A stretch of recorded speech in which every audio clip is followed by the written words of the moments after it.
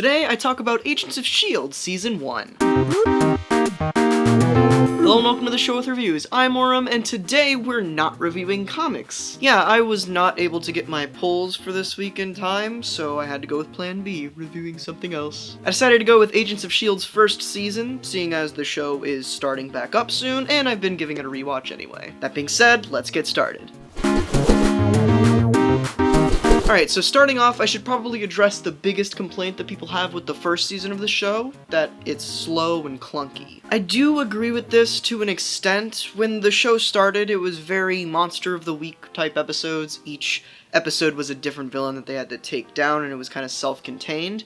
But once the show really found its stride and it caught on to its overarching story, it became more of a character-driven thing and just really ended up being good. The first season is mostly about forming Agent Coulson's team and building the relationships between those characters just to have them torn down in the end. That's actually something that I think is done beautifully in this season, just the way that they set things up to be used later on. Even in the first episode, you can see seeds being planted for the last arc of the season with all the Winter Soldier effects and stuff like that. That's another thing I wanted to touch on, the interaction between the show and the larger universe that takes place in the movies. One of the biggest complaints against the MCU's TV shows that people have is the lack of interconnectability or whatever, and this definitely is a problem, but again, I don't think it's as big of a problem that people make it out to be. There's almost always a show tie-in after a movie is released, but some fans just find it kind of lackluster and not holding any substance, which I kind of agree with. Basically, the movies always have effects on the TV shows, but it's never really the other way around.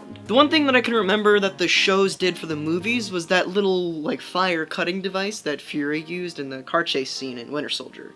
It was pretty cool. Apparently Fitz built that at some point, and it just started being distributed amongst S.H.I.E.L.D., and Fury ended up using one, I guess. In an ideal world, we would have characters from all over the different mediums showing up in different, movies and TV shows and stuff, like maybe Skye appearing in the Inhumans movie or something like that. Turning that on its head, I think another cool thing that we could see in the movies are small cutaways or cameos that would be later addressed in the shows. During the Yes Men episode of this season, Sif mentions that Lorelei escaped prison when the Dark Elves invaded Asgard.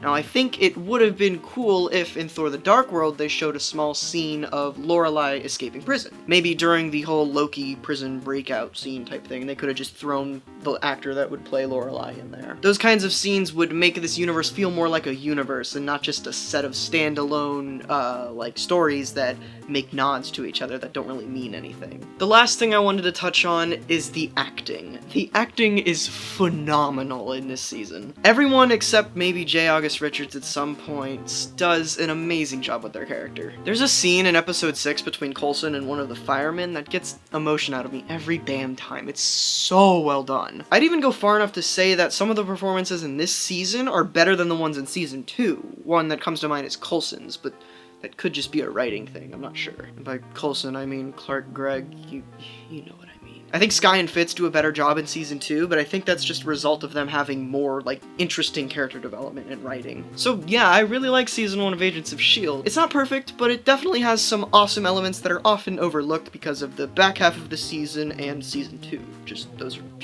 They're great, but that's it for this week. Once again, sorry about not being able to review comics this week. I couldn't make it out to the comic book store, so I had to order them online, and that always takes forever to deliver. Oh, and I figured I'd do a quick plug for a podcast that I was on recently. My buddy Owen invited me on his podcast, The Book Report, where we talked about Invincible Iron Man: The Five Nightmares, seeing as it is one of my favorite comic book arcs of all time. Anyway, thanks for watching. See, most of the time I'll pull a next time improv thing from one of the comics I read that week, but since I didn't read comics, next time I'm gonna stab myself with some Kree blood and start writing shit all over the walls.